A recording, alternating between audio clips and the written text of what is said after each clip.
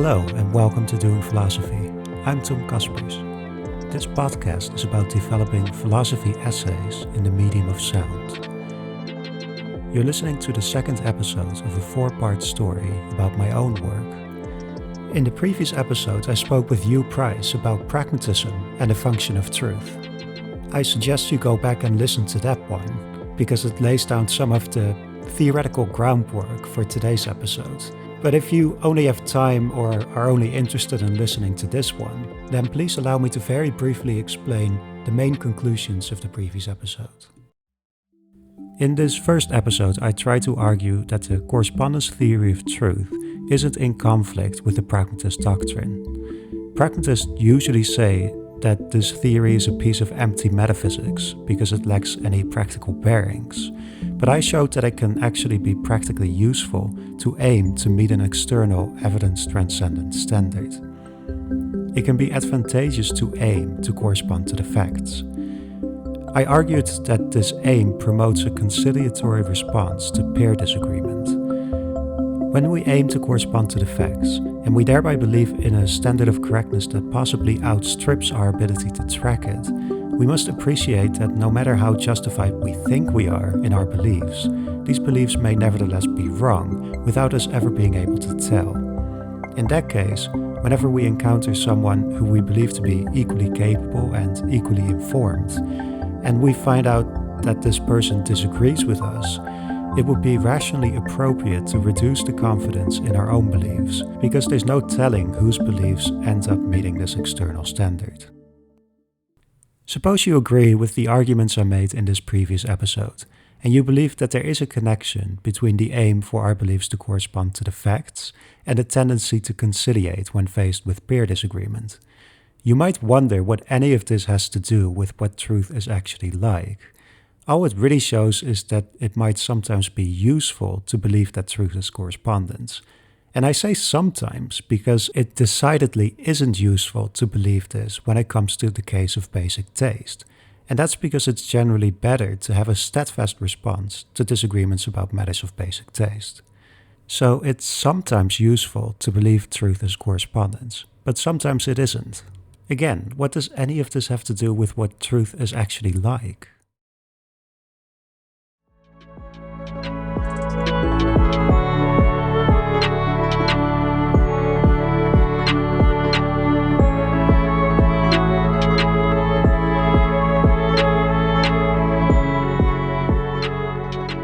Today, I'm hoping to find out, in conversation with my supervisor during the Masters and the PhD, and, more importantly, the inventor of pluralism about truth, Crispin Wright. First, we'll talk about this idea that truth might be plural, and then we'll discuss his conception of the philosophy of truth more generally, of what we're doing when we say, for instance, that truth is correspondence. We'll compare his methodology to pragmatism, and answer the question whether philosophers can discover the nature of truth, or whether it's not a discovery at all, but rather something we construct. So let's first talk about pluralism. This is what Wright has to say about it. Well, you know my views about truth pluralism. I think that truth does different things in different areas. I do think that sometimes calling a statement true registers the conviction that it fits a reality that's not of our making. But I also think that in a wide class of cases, thinking of truth representationally just causes more trouble, because you have to give an account of what it is that it represents. And once you lose your grip on the idea of an objective other out there to be represented, and start thinking, for example, about value or taste or even mathematics, then great strain is put on the idea of truth as representation. And it looks as though we want to say something more epistemic in flavor. The truth is in some sense a function of what we find agreeable under certain constraints. I mean, agreeability is not for cheap.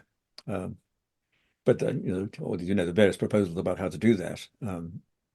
So yeah, I do want a big split. I want a three-way split in thinking about truth. I think maybe more than that, but at least three different kinds of use of the notion.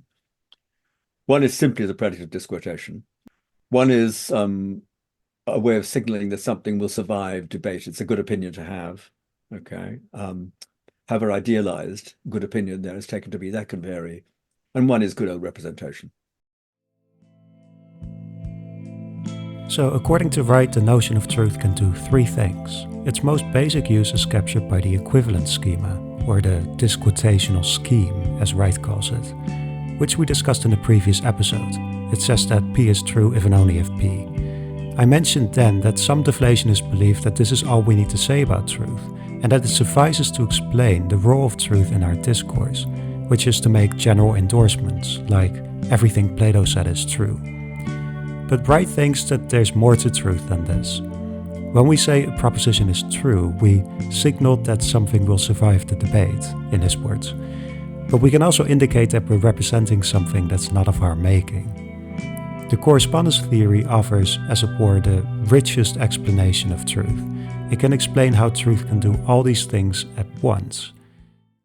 Back when Wright first proposed that truth might be plural, in his 1992 book Truth and Objectivity, he argued that the correspondence theory offers an interpretation of truth that's too rich for some areas of discourse.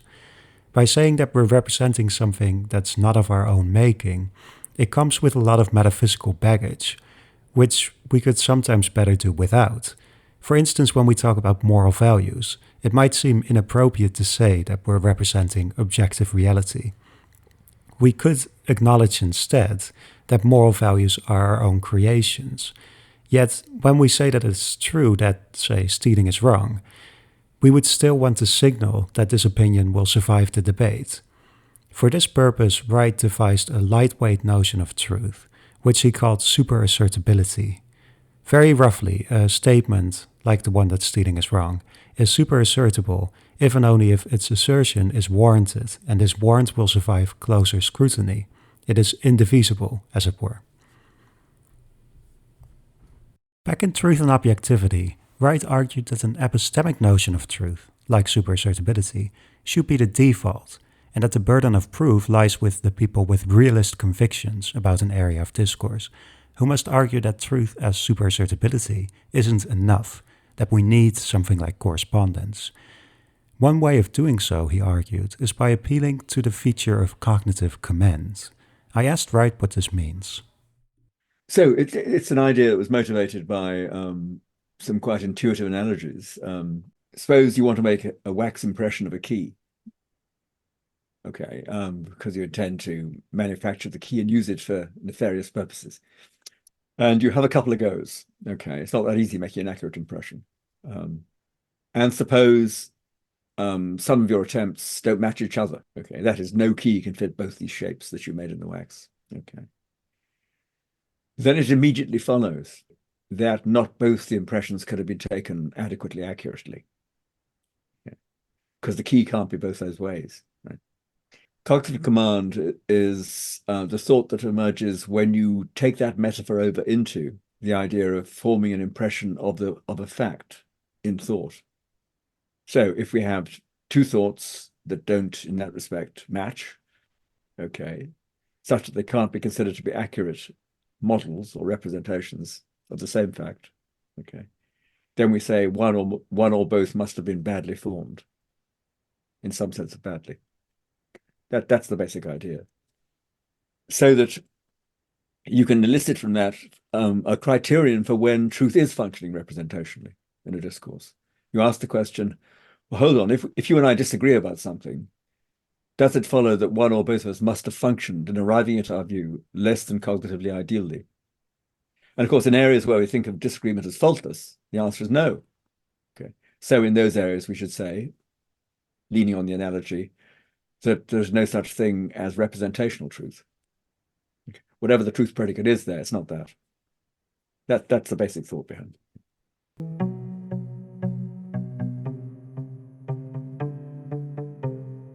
The feature of cognitive command expresses the intuition we have for certain areas of discourse, such as scientific discourse, that our disagreements are indicative of a fault. If we disagree, something must have gone wrong. This is also the intuition that drives the conciliatory response to peer disagreement, and, as you know by now, I've argued that this is the most significant practical feature of truth as correspondence, that it promotes this conciliatory response. But if this intuition seems out of place, if we feel that it's possible to disagree without either of us necessarily being at fault, then there's no reason to believe that truth is correspondence. But what would it be instead? Wright of Truth and Objectivity would have said that truth would be something like superassertability. But he has since changed his views on this. As I mentioned in the previous episode, Wright now thinks that truth for matters of basic taste, for instance, should be even less than superassertability. Here's how he puts it. Let's think about the case of basic taste in foodstuffs, just to fix ideas. One thing we think is that your opinion is as good as mine in such cases. I don't think you've got it wrong. Okay. But I do think that if I'm right, then the negation of your opinion is true. Okay. I think I endorse my own opinion. I take that to be true. And that follows from that your opinion is not true. So I'm committed, it seems, to the following conjunction. Your opinion is not true, and you've done nothing wrong. Okay. Done nothing alethically wrong. It's not just that you've assessed your evidence correctly. Your opinion really is, even though false, as good as mine. Okay, that's what I ought to think if I'm rational. So a false opinion can be just as good as a true one. Okay, follows. In which case, we have to say that true and false here don't carry any normative payload. Okay, if they did, if they had their usual kind of normative payload, that couldn't be the case. It couldn't be the false opinion was as good as the true one. Okay, but that seems a commitment. So that, I think, is what we have to explain.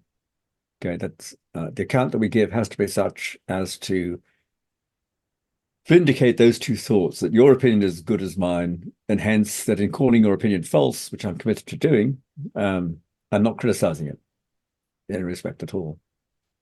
Seems to me like a deflationary conception of truth would be handy at this point for that second purpose. We do need a non-normative notion of truth, or better, a non-pejorative notion of falsity. Let's go back to our three-way split in truth that Wright mentioned earlier. We can now see that there are at least three versions of truth that arise from this three-way split. In the case of basic taste, all we need is a notion of truth to express endorsement, which we can get very cheaply by thinking of truth as deflationary. In that case, truth is fully expressed by the disquotational scheme. P is true if and only if P. But Wright thinks that in the case of ethics, for example, we want something more. We want truth to signal that our opinion will survive closer scrutiny. So we need an epistemic notion of truth, like superassertability. And then in the case of science, we want to go even further. We want truth to express that we're representing something objective, and that therefore our disagreements are always indicative of a fault. So we need truth to be an external standard of correctness, which would be truth as correspondence to the facts.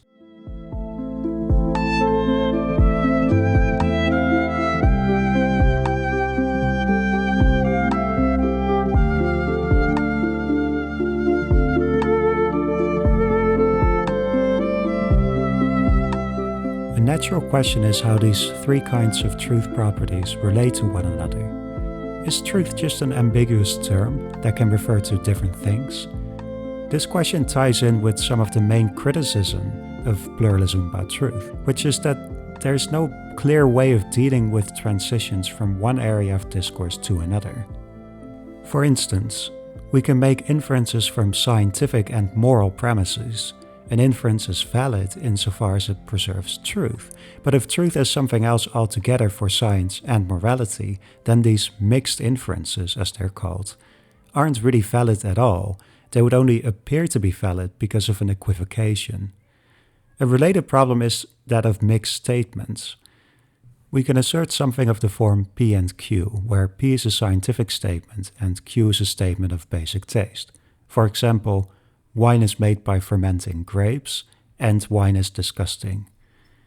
What kind of truth would apply to this conjunction? Once again, Wright's views on these matters have changed since his formulation of pluralism back in truth and objectivity. I guess I should qualify my pluralism because it's changed since my earliest writings about this. For example, in truth and objectivity, I talk about different truth predicates, whatever that means. Then the idea of different truth properties in different regions of discourse succeeded that. And that raises all kinds of problems to do with mixed inference and mixed conjunction and all the rest of it. I think we should say there is a single truth property, okay, across all discourses. True is not ambiguous. It's not a family resemblance concept.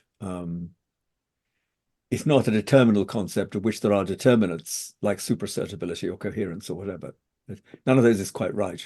But what does vary across discourses, I believe, is what makes true. What kind of circumstance confers truth on a proposition. So I have no way, I don't know of any improvement on Doug Edwards' idea that the relationship between the things that are plural and truth is very like the relationship between the things that make for winning and winning itself in competitive games. Yeah. Win is not ambiguous. Win is not a family resemblance concept. If I'm explaining a game to you and you ask me, so what does it take to win? Okay. You don't need to grasp a special sense of the term before you can put your question. Right? Your question has the same content across all the games. Okay. What I will then explain to you is what in this game confers winning, what makes for winning. And that's the kind of plurality I want to find with truth.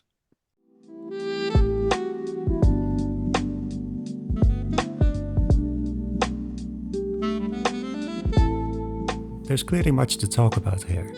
Wright has adopted the analogy of Douglas Edwards with winning a game. According to Edwards, there really only is one truth property, but there's a plurality of properties that make something true. For instance, what makes a moral claim true is the property of superassertability, and what makes a scientific claim true is the property of corresponding to the facts. Just like there's one property of winning, but there are multiple properties that determine the winner, depending on the kind of game we're playing. If it's baseball, the winner is whichever team scores the most runs. If it's chess, it's the person who checkmates their opponent. Different areas of discourse represent different games we can play, different language games, to use Wittgenstein's term. But now we must return to the question I posed at the start of the episode, because we've only been talking about how we use truth in different ways, but how does any of this bear on the question of what truth is actually like? To understand this, I think we must look more closely at the way the philosophy of truth has changed as a discipline. It used to be commonplace to believe that a philosopher of truth tries to discover the nature of truth, its hidden essence, so to speak. But then deflationists came along and said truth doesn't have a hidden essence. It's just a linguistic device, nothing more. As we've seen in the previous episode, Price shares this opinion. He thinks truth is conceptually important, but metaphysically uninteresting. So there's this debate going on the meta level, about what we're trying to do when we make philosophical claims about truth.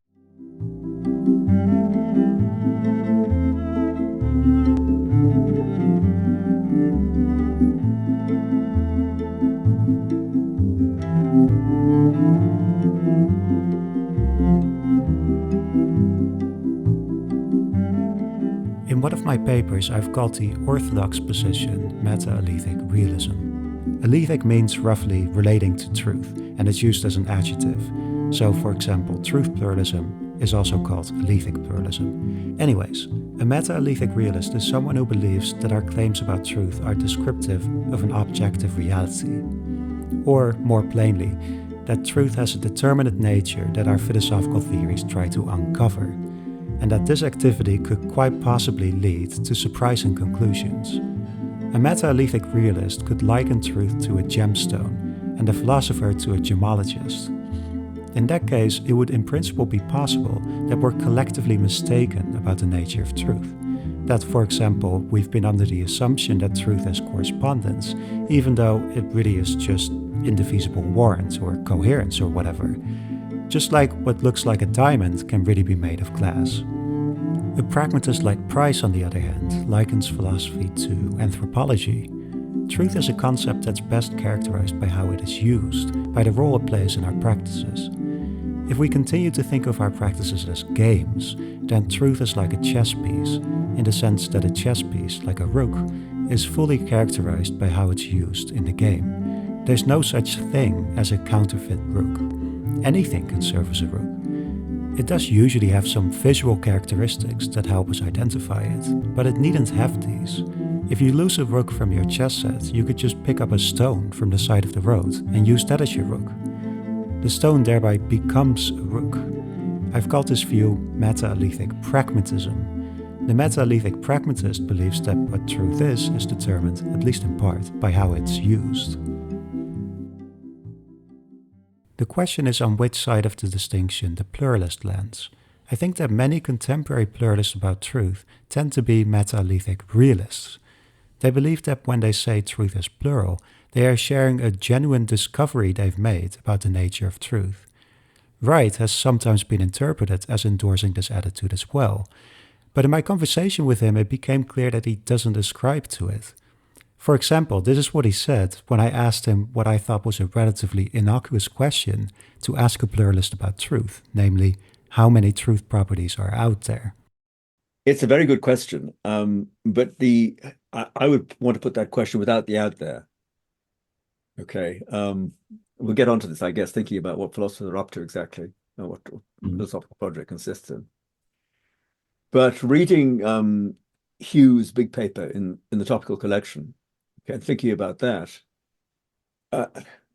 if you remember some of his misgivings about what he thinks of as the Canberra plan, okay, where you just since people are going to maybe don't know about this, the style of analysis that came from Canberra, where you begin by listing a set of seemingly intuitive basic a priori principles that connect the concept you're interested in, with various concepts in its vicinity. And think of when this is done skillfully, you think of the result, what I prefer to call analytical theory rather than any kind of definition. It's a priori in the loose sense. I don't want to get bogged down saying in what sense is it a priori and what exactly is the epistemic status of these claims. They're intuitive claims that we arrive at by reflection, that connect the concept we're interested in with other concepts nearby. When you've done that, you can ask the question, okay, so what kind of property would sustain these relationships? All right. And here's where I part company with an aspect of the way that Hugh takes it, because I think he thinks of this as kind of like a big game hunt. Okay, so, that all these properties are out there in metaphysical space. Now we've got this characterization, this analytical theory, or Canberra, whatever. And we go looking for something to make it all true. Okay, and that's not the way I see it. I think we're here constructing rather than searching. Okay. So, for example, a deflationary conception of truth or a coherence conception of truth or suprassertability. I invented that notion, with assistance from James and Putnam, but it's not exactly their notion either. They invented their notions, right? So, except in the sense that any coherent notion is, in a certain sense, antecedent to its formulation. I want to say we're more like, it's a bit like the opposition between Platonists and constructivists in maths. I want to say we construct to satisfy us. So what would a property have to be like if it was to have all these interesting connections with? And maybe there's no answer except that very property we started thinking about. But I think that's not always going to be the case. In the case of truth, you say, well, depending on the region we're working in, the platitudes, let's call them that, for truth, may be satisfied by different properties. And the case for pluralism is the case that is indeed so in certain cases. I think it's true of truth, and I think it's probably true of knowledge, though I haven't done that work. Do you think philosophers of truth describe what truth is like, or are they engaged in a normative project of figuring out what truth ought to be like? I don't think we're describing, in the sense which you naturally understand that. There's not a reality that's already philosophically determinate, which we're struggling to articulate. I guess this is pragmatism. I'm inclined to agree. This is pragmatism, though perhaps not the pragmatism of Hugh Price. Price would say that philosophers of truth describe how truth is used in practice, and this is certainly a part of Wright's project as well. The initial state of developing an analytical theory, as he calls it, is to gather platitudes about the target concept that outline how the concept is used. But the second stage is to find a property that can satisfy these platitudes. It is this part that, according to Wright, is mischaracterized as a kind of metaphysical game hunt. And that's really just a matter of construction. It's not a descriptive project at all. I asked Wright about these differences between Price's approach to truth and his own. I think the most important difference is that I want to retain scope for the question, what makes for truth locally, with respect to variable localities. Whereas I think Hugh wants to reject those questions as already misconceived. They're not questions that philosophers should be asking. One. Two, I don't see a tension between going at the question of truth in the way I'd like to, via what I'm calling an analytical theory, a network of platitudes or first principles and so on. I don't see any tension between that and rejecting the notion of, and admitting, the idea of truth as representational. Stressing the question, what's the point of the notion of truth? What does it let us accomplish? What of value are we able to have institutionally or conceptually that we couldn't otherwise have? Those questions all seem to be perfectly comfortable alongside the question, what locally is truth consistent? Not only that, I think answering those first questions, the pragmatist questions, may help you answer the second. Yeah. So, I mean, the ethical case is a striking case. One way of making the case for supersetability as a truth predicate for a great deal of ethical debate is to ask, how would someone be penalized or disadvantaged if they all along thought that ethical truth was supersetability? Okay, it's just a question of what we find stable and respectable in ethical opinion. And if the answer is nothing, okay, this guy can pass among us unnoticed, as it were, and get away with it, then a pragmatist thought is exactly the thought that, well, then we may as well take ethical truth to be supersetability, in some sense of supersetability. Yeah. If it wouldn't make any practical difference, if that's what you thought, then you might as well think it. So, are you of the opinion that the local differences in truth are firstly pragmatic and not metaphysical? Yes. only a pragmatic point may be that the best way of thinking of truth in certain areas is as representational. Okay, that representational conception has a distinctive value for certain kinds of inquiry. So there isn't actually a tension, or needn't be a tension.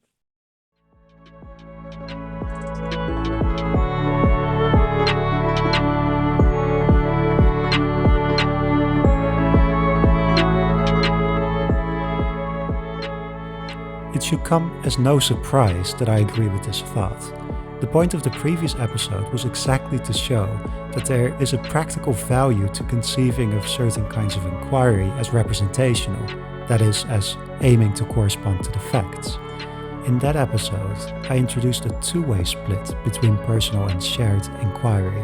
I argued that a shared inquiry, such as scientific inquiry, is characterized by a shared aim for truth, and by the conciliatory response to disagreement that this aim promotes, whereas a personal inquiry, like the inquiry into matters of basic taste, lacks this aim, and that's why it's okay to remain steadfast in the face of disagreement.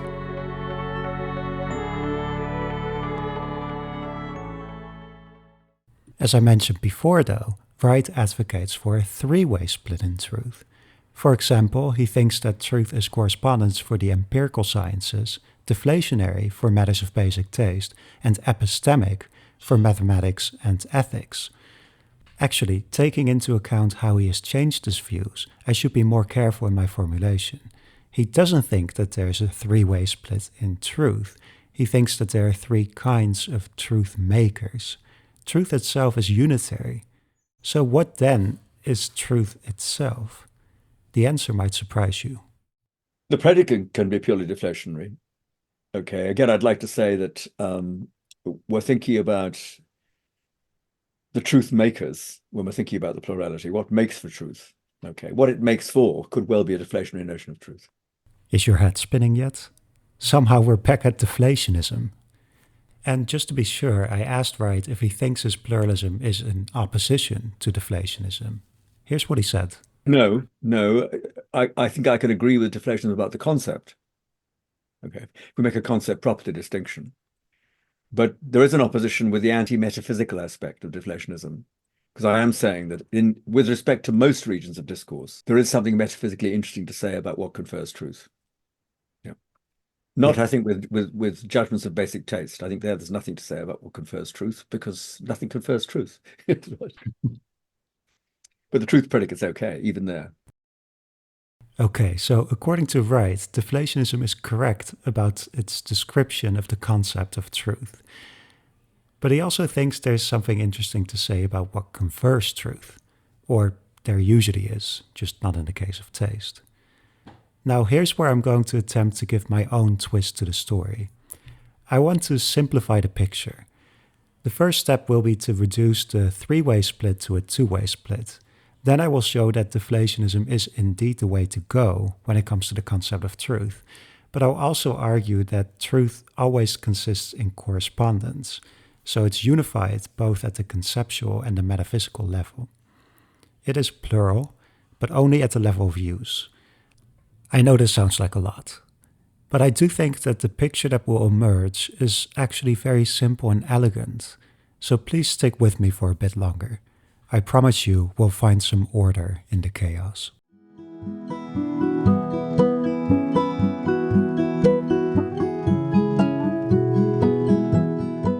Like I said, my first task is to reduce the three-way split to a two-way split. My split is between shared inquiry, like empirical science, and personal inquiry, such as inquiry into basic taste. It is driven by the pragmatic reasons for organizing our inquiry around a shared concern for the truth, which turns on the utility of the conciliatory response to peer disagreement. In the case of science, it's useful to conciliate, whereas in the case of taste, it's better to remain steadfast. But Wright sees space between empirical science and basic taste. I mentioned mathematics and ethics as examples of inquiries for which Wright has a third basket, which has epistemic truth makers such as superassertability and coherence. This is the basket I want to eliminate. First, mathematics. It seems clear to me that it's generally beneficial to conciliate in the case of mathematical disagreements. When we each calculate a 20% tip on our restaurant bill and we come up with different answers, we should reduce the confidence in our belief. The idea that there is an objective fact out there that our mathematical beliefs aim to represent seems highly serviceable. That's because, unlike our beliefs about taste, mathematical beliefs aren't tied to personal preferences or inclinations. Our goals may be varied, and they may even be opposed, but still the same mathematical beliefs will generally serve us equally well. I think the temptation to go anti-realist, as it were, to say that we're not representing an objective mathematical reality, mostly arises from the ontological awkwardness of mathematical entities. But I'm inclined to draw from Quinean arguments to the effect that it's useful to posit the existence of these entities. So we just have to get on with it. But this isn't the case for moral entities. I think that just like our beliefs about matters of basic taste, our moral judgments are rooted in personal sentiments and convictions. When we evaluate whether another's moral judgment is rationally justified, we must evaluate whether it is coherent with this person's fundamental moral values. We might conclude that it is, and that they are therefore rational, even though this moral judgment doesn't cohere with our fundamental moral values. In that case, our moral disagreement is a fundamental moral disagreement, and it would be rational to remain steadfast because the chances of us ever resolving this disagreement are nil. Yet, I must emphasize that this is not a faultless disagreement altogether. In fact, Many philosophers want to distinguish between the case of basic taste and the moral case precisely because disagreement about the latter is never faultless.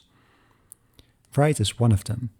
I asked him if he believes that there is an alethic fault in moral disagreements, just like there is for scientific disagreements. I think we're committed to it.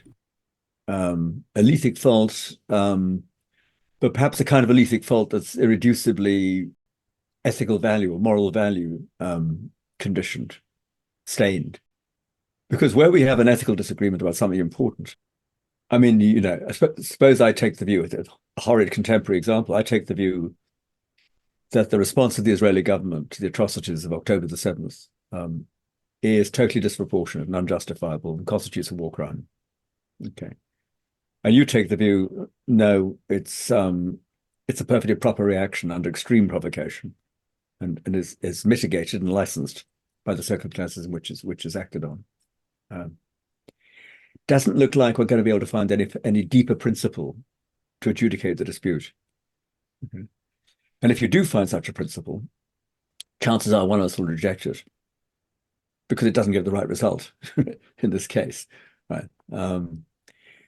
So it looks like we're there dealing with basic ethical conviction of a certain sort. And the disagreement certainly seems to be cognitively faultless. It's not there's a further ethical fact. At least I don't believe it. I mean, you could take the view there is. But if you're not an ethical cognitivist, you'll have to say, well, no, there's no one's missed the facts here. Rather, someone has appalling ethical values. But we don't think your opinion is as good as mine. Unlike the taste case, he's perfectly entitled to his view. If you like that stuff, that's fine. The government's perfectly entitled to its view. No, we don't think that. Right. So it's a bind. I don't know. Neither party thinks the opposition is ethically faultless. Maybe in some sense they're cognitively faultless, but we strongly think that they ought to think about these matters differently. It'd be bad to say it's a faultless disagreement. There's also the notion, I find it hard to shake, that there might be a resolution if one just talked enough about it, got sufficiently clear, knew enough facts. Don't know. Horrid. I agree with the thought, even though it's certainly a sad one, that fundamental moral disagreements are cognitively faultless. They aren't altogether faultless, but I do think that they are alethically faultless as well. We're not at fault because we misrepresented reality. Instead, the fault is simply a moral one, because we believe that those who endorse abhorrent moral views are immoral in doing so. The pragmatic function of the alethic fault is to have us suspend our judgment and try to resolve our disagreement. And that might sound like a good thing, but I think that many moral disagreements are irresolvable, and the practical effect of suspending judgment is inertia, which can be incredibly harmful. We simply can't afford to suspend judgment indefinitely when it comes to matters as urgent as moral matters. And that's why we must be steadfast in the face of disagreement, as long as we're not convinced by our opponent's arguments. In fact, whereas the alethic fault promotes conciliation, the moral fault promotes steadfastness. And that's because we think that those who alter their moral beliefs just because of the pressure from their peers, and not because they're genuinely convinced by their arguments, are morally feeble and corruptible. So I think that we can put moral inquiry in the same basket as inquiry into matters of taste. Yes, disagreement about taste can be faultless, whereas moral disagreement can't. But the fault in moral disagreement is a moral one, not an alethic fault. It has nothing to do with truth. And its practical effects are entirely different from the alethic fault. Where the alethic fault promotes conciliation, the moral fault encourages steadfastness.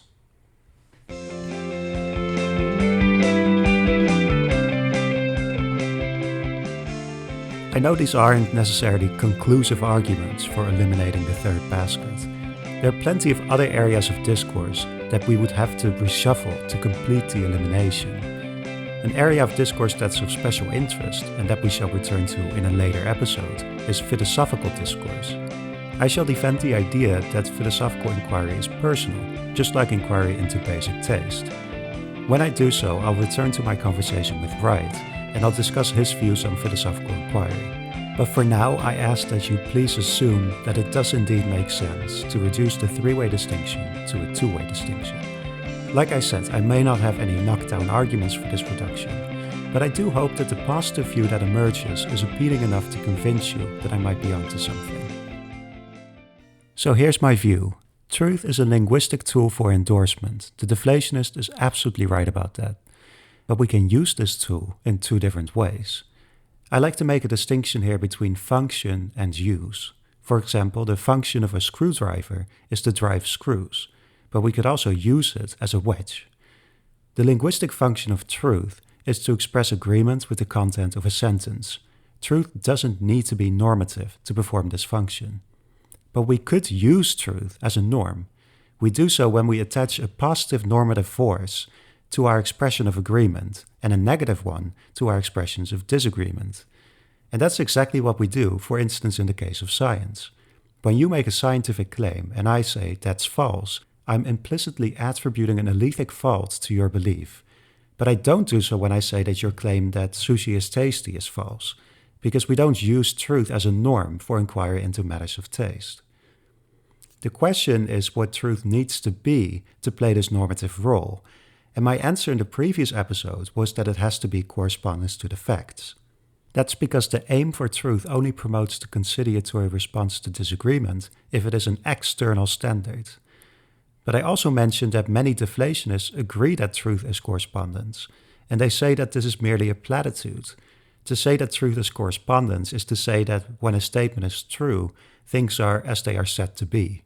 Wright also mentioned this tendency of interpreting correspondence as a platitude. There's a platitude associated with correspondence and truth, which is not a philosophical theory at all. When you say something true, you tell it like it is. You say how matters stand. You, as Aristotle said, affirm P, and if P is true, then the affirmation is correct. Truth is the property your remark has when things are so. That's completely untheoretical. I think the residual attraction of the idea in some areas is what Michael Dummett said in the paper Truth. Well, I think he said something like, we remain realists au fond. That is, we think that when there is truth, there's something not of our making that makes it true. Truth is sourced in something that is independent of thought and independent of our opinions, and independent of our modes of inquiry and what we consider to be good cognitive procedure. Truth comes from without, in a certain sense. It's from the other. That's the appeal, I think. That idea, locally at least, remains extremely attractive. I myself feel the attraction. I want to reserve correspondence for some areas of our discourse.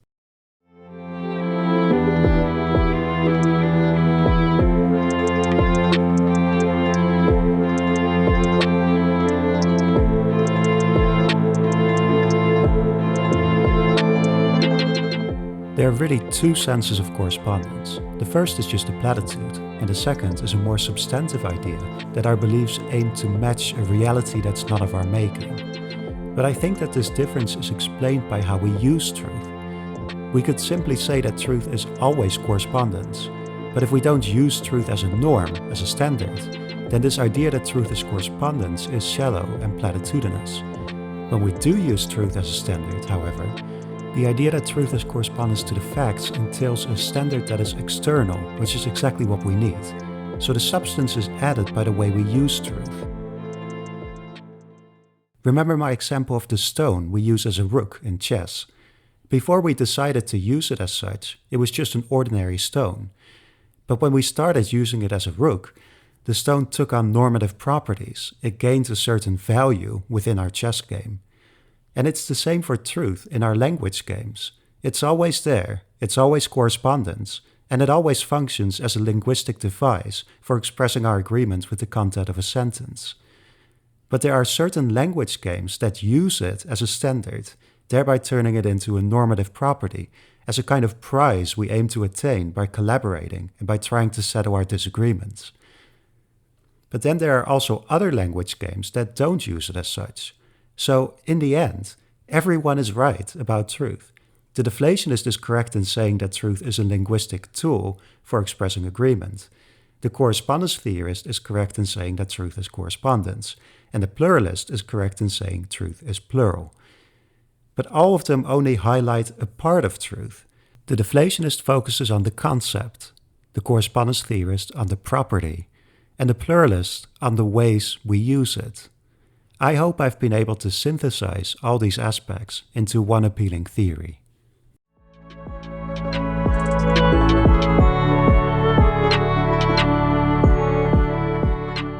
I want to thank Crispin Wright for an incredibly interesting conversation, and you, the listener, for surviving another episode. I want to remind and encourage you to get in touch with me if you want your work to be featured on this show, or if you have any thoughts you would like to share. I would love to hear from you. My contact details can be found in the description of this podcast. In 2 weeks' time, I'll release part 3 and 4 of the series, in which you can hear me talk with Sanford Goldberg about rationality and the goals of philosophical inquiry. I'll also be sharing the second part of my conversation with Wright about the nature of philosophy. I hope you'll tune in. I'm Tom Kaspers, and this has been Doing Philosophy.